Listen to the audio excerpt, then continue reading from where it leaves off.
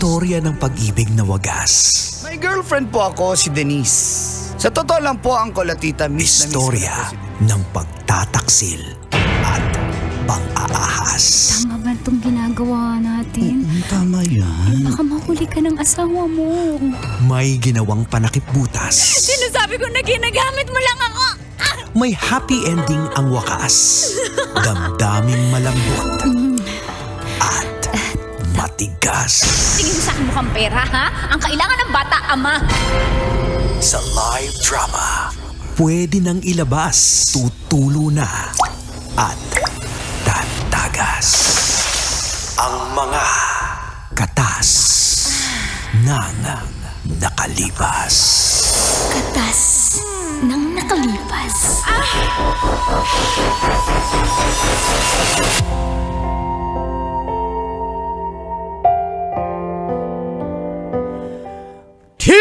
Here! Uncle Dago. And Tita Max, Tanya Chinita.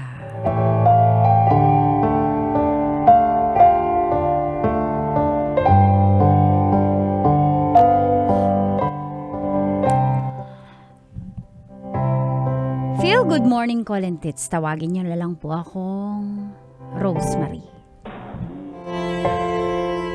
Single. Mula po sa Marinduque. At ito pong aking katas ay tungkol sa boyfriend kong si Glenn. Nauna po siyang magtrabaho dyan sa Maynila bilang utility messenger. Ako naman, sumunod na lang po ako after ng thesis ko. Doon po ako sinundo ng boyfriend kong si Glenn sa may PTEX. At syempre dahil 2 years kaming hindi nagkita, nagkasama, sobrang excited po ako, call and tits. At dito na nga nagsimulang tumagas. Ang mga katas ng aking nakalipas.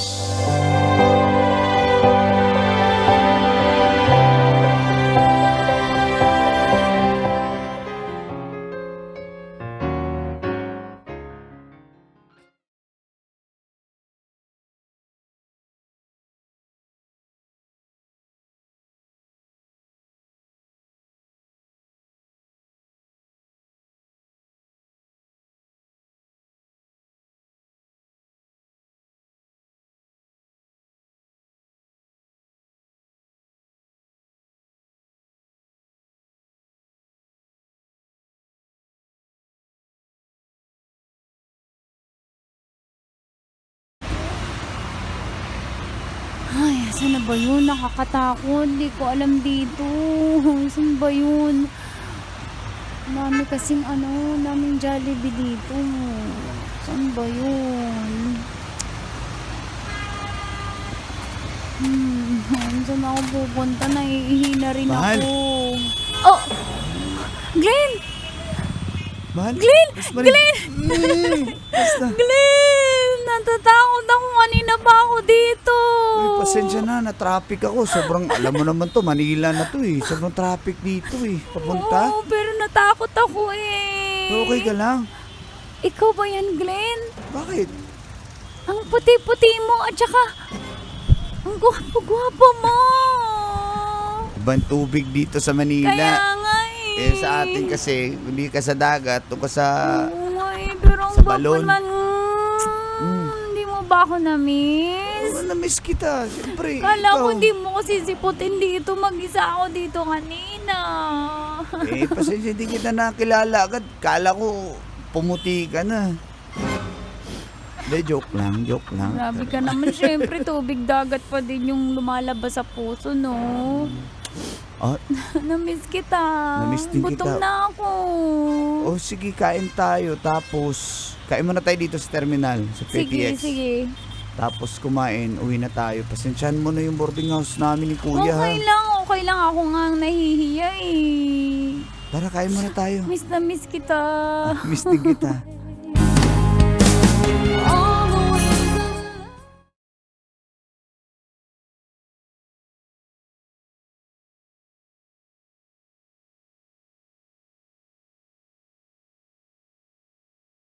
na gutom ka. Sobra. Teka lang, pingin tubig. Oh, ayan. Ang sarap ng tubig dito. Oo, lasang tangke. Doon kasi lasang puso eh. Puro kalawang. Ang gwapo mo talaga, Glenn. Ayan, Ang gwapo mo talaga. Nanggigigil talaga ako. Baka may ano ba, may babae mga ka. Baka may babae ka na dito. naman tayo eh. Namiss kita. Parang di mo naman ako namimiss. Namiss kita. Teka lang, baka maiwan tong pagkain. Bigay sa akin to ni Madam eh. Binigyan ako ng pagkain ni Madam kasi... Sinong madam? Is Madam trabaho namin, mo? Madam namin sa trabaho kasi yun yung... Di ba pag nagkaka-video call tayo, binibigyan ka niya din? Kasi pag may pasuyo siya, cheque, ganun. Pa-deposit. May asawa na ba yung si madam mo? Balita ko meron daw eh. Hindi mo alam yung boss mo kung may asawa o wala. Eh, Tanggap ka ng tanggap ng pagkain. Ibang department yun. Hindi ko naman siya boss talaga na rekta. Miss na miss talaga kita. Para namang hindi ka excited makita ako Excited nga ako eh. Ano ka Mahal ba? na mahal kita, Glenn. Uy, nakakaya. Huwag kasi dito. Maraming tao. Di ba uso naman dito yun sa Maynila? Hindi. Isip mo lang yun. Hindi naman ganun dito. Uso No? yun dito. Nakikita ko sa TV. Pwede mag-kiss dito eh. Uy, trabaho lang yun. Ano ba? I Busog love ka na you. ba? Tara na. Oh, sige na. Nahihiya mo ba ako? Kasi maitim ako. Hindi ako. Ikaw, tisoy ka na. Sige na, I love you too. Ayoko na nga. I love you too. I love you too. Oh, okay ka na. Lakasan mo para marinig ng mga kumakain sa kabila. Nakakaya. Ano ka ba? Ba't nakakahiya? Hindi mo ba ako mahal? Mahal kita. Oh, tara na. Uwi na tayo. Love you. Oh, love you na. Love you na. Oo nga, love you na nga. Sabi mo love you more. Ito naman yung kulit eh. Narinig Tara ko na. yun eh. Oh, love you more na. Sige na, tara na.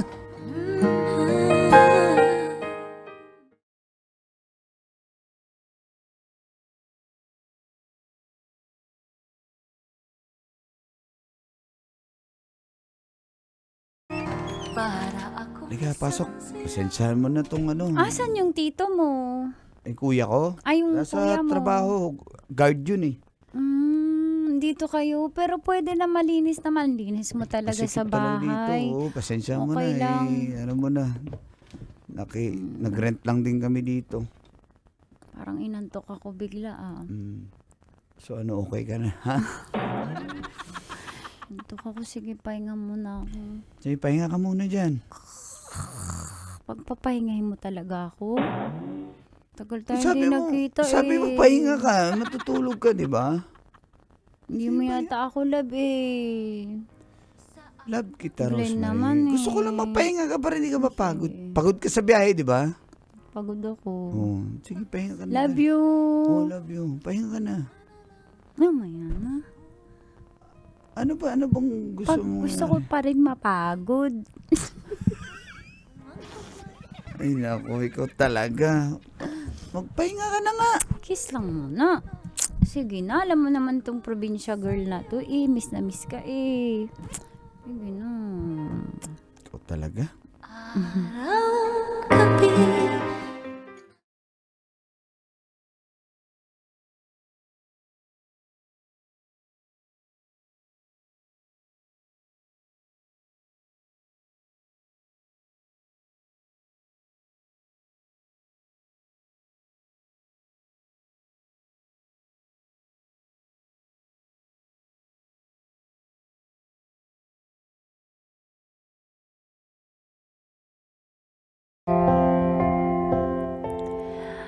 Kinabukasan po ay sinamahan niya agad akong mag-apply sa isang agency. At nakapasok nga ako bilang clerk sa isang opisina.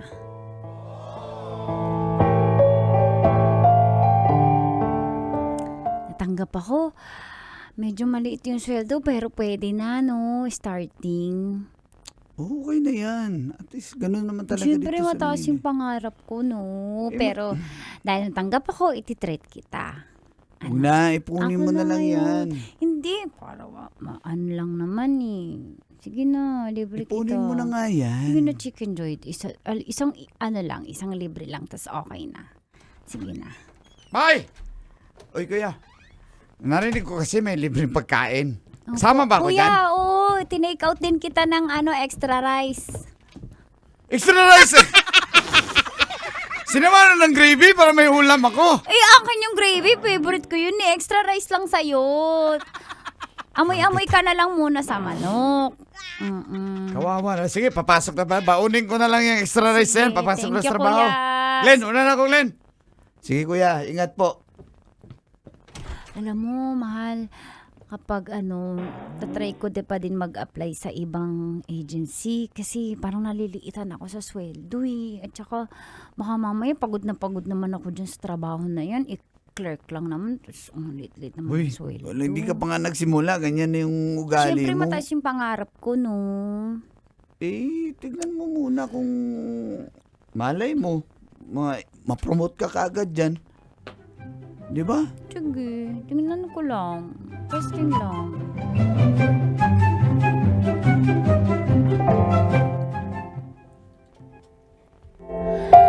Kaso call and teach matapos po ang 3 months. Natapos agad yung kontrata ko. Di pala ganun kadali maghanap ng trabaho, no? Kahit nakapagtapos ka pa ng college. Hindi pala yun guarantee na makakatrabaho ka agad.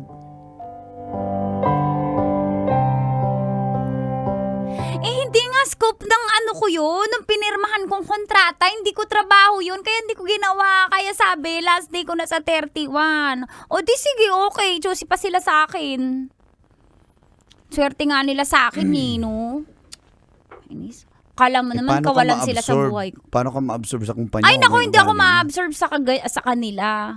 Hindi ko naman trabaho yun, pinirmahan ko ba sa kontrata yun? Binasa ko yung kontrata, anong feeling nila hindi ako nagbabasa? Pinirmahan ko, yun lang yung gagawin ko. Hindi kasi ganito yung buhay dito sa Maynila, mabilisan eh. Kasi pumapayag kayo.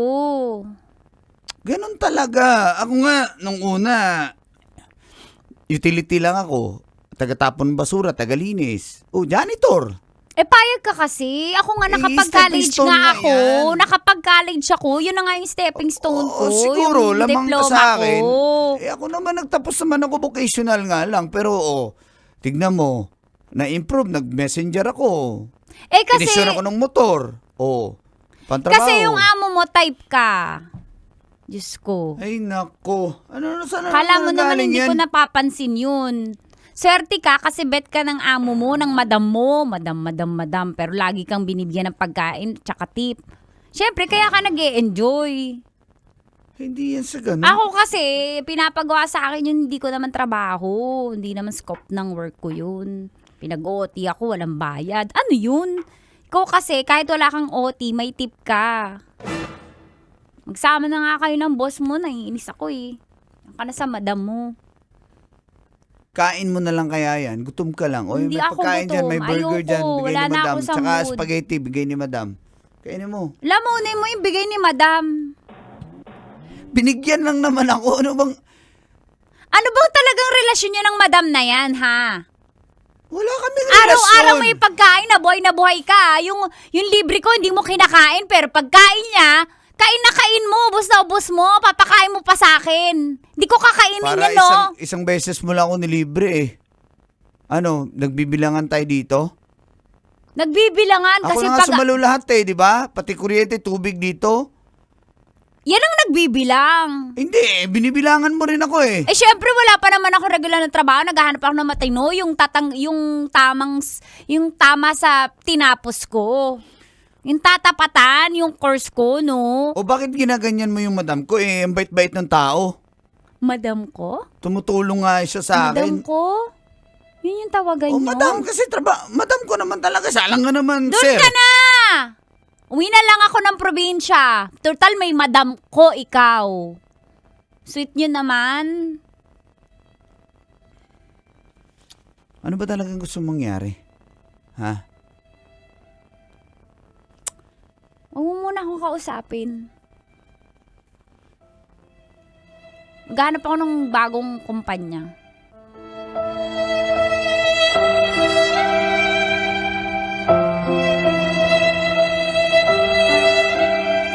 Sinubukan ko pa rin pong mag-apply call and teach, pero hindi ko talaga gusto yung trabaho. Tapos, kahit may trabaho ako, ang nasa isip ko, si Glenn at yung madam niya. Kaya nahirapan ako mag-concentrate.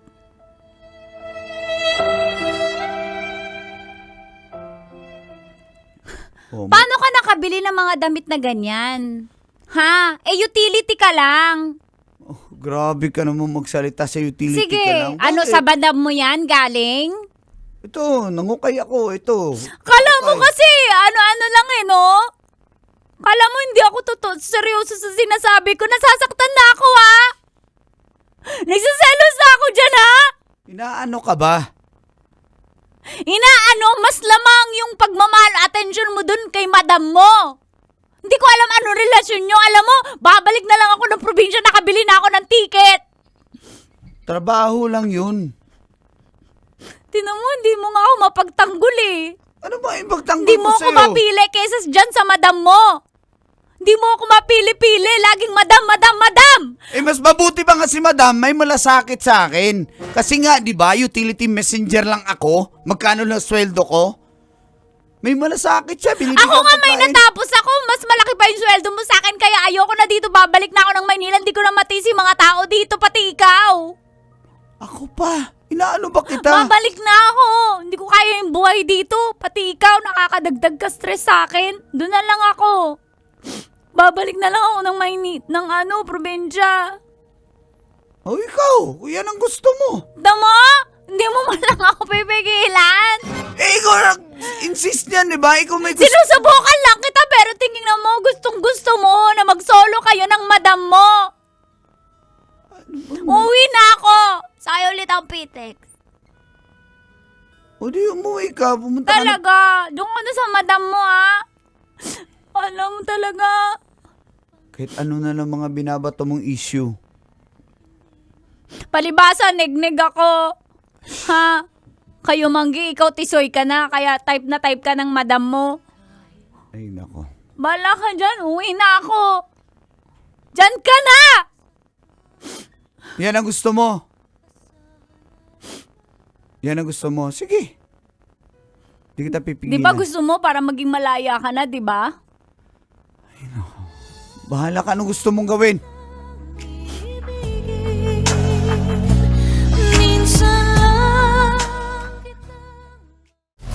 Metro's #1 Love Radio. Basic!